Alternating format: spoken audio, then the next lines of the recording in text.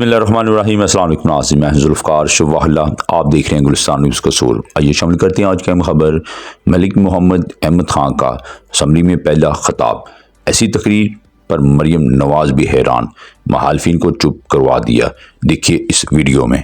मलिक साहब, सर मैं I am really grateful आपने ये दिया। वैसे तो ये जो नशिस्त है इसका तरीक़ाकार रूल्स ऑफ प्रोसीजर और आइन दोनों में दिए गए, तो आइन की बात पहले करते हैं।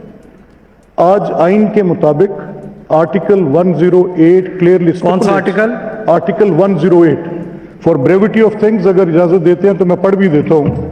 पढ़िए जी जरा।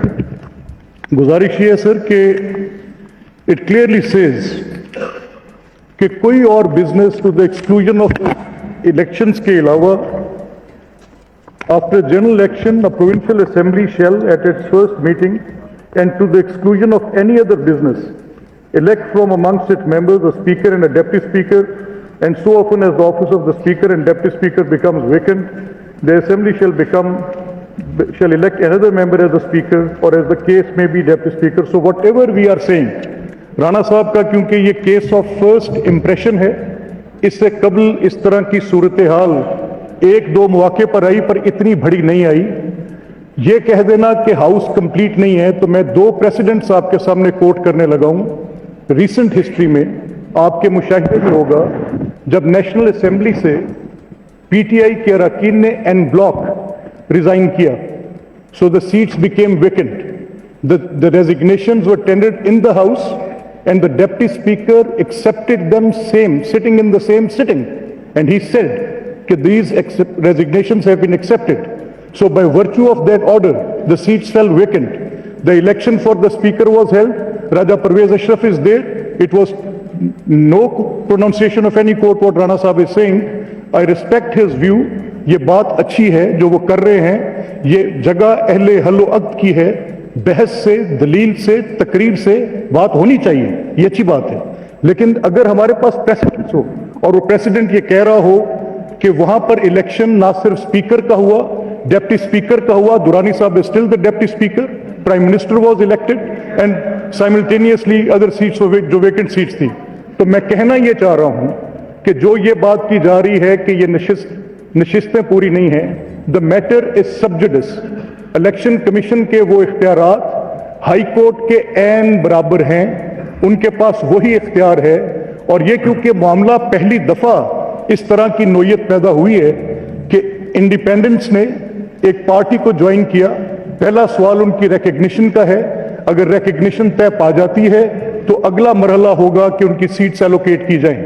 लेकिन ये जो प्रोसीजर आपने अडॉप्ट करना है, ये आर्टिकल 108 के ताबे करना है, और इसमें कोई और conduct, not a single word, कोई डिबेट, कोई कलमा, ये प्रोसीजर से बालातर है वो आइन जो कहता है कि to the exclusion of any other business just the election, just the election. Offer है for more clarity of things, article 254, ये भी मैं आपकी सहूलत और for my learned friend Rana साहब। कौन सा आर्टिकल? 254, 254 सर। आर्टिकल 25 भी पढ़ लें जरूर sir. That is very important. Equality of citizen, article 25 of the constitution of Pakistan. मैं सर, मेरा क्वेश्चन ये है कि ये कह रहे हैं जो बात, he has himself accepted that this situation has arisen for the first time. Magar if you have done a wrong thing previously, do you think you want to repeat it again? Why should you repeat it again? मैं submit करता हूँ। मेरा है कि आप जरा मुझे, I am not getting a copy, but I remember the article 25 of the Constitution of Pakistan should be read properly. Article 25 पढ़े मलिक साहब जरा। मेरी गुजारिश सुन ले sir. Unless something is expressly prohibited, it is deemed to be allowed to be done. अगर कोई चीज रोकनी होती है तो आइन या कानून या स्टैट्यूट या प्रोसीजर वाज़े तौर पर उसको रोकने का हुक्म देता है। ऐसी सूरत नहीं है।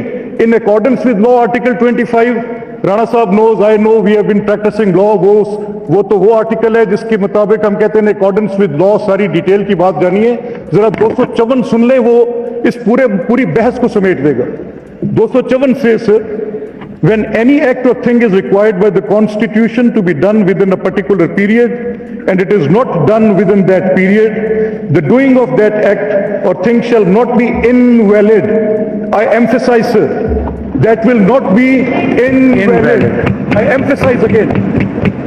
Or otherwise ineffective, or otherwise ineffective, or otherwise ineffective by reason only that it was not done within that period. So my submission is, sir, that we have convened this house with the agenda. Agenda was issued by the assembly.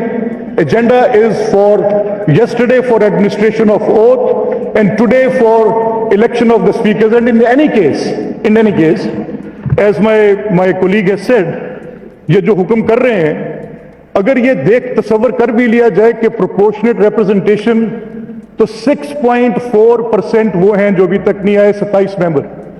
It is about votes, ये गिनती है कि किस तरफ कितने बैठे हैं। जमहूरियत तादाद पे है, जमहूरियत नंबरों पर है sir. It is about numbers. You have to count them. If I am sitting here with 225 members, if these 6% are even not there, so it is inconsequential, sir.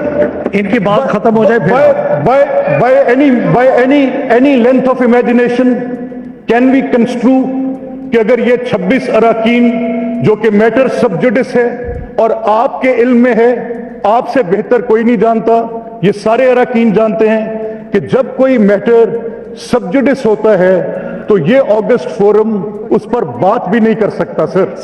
It is सब जुडिस।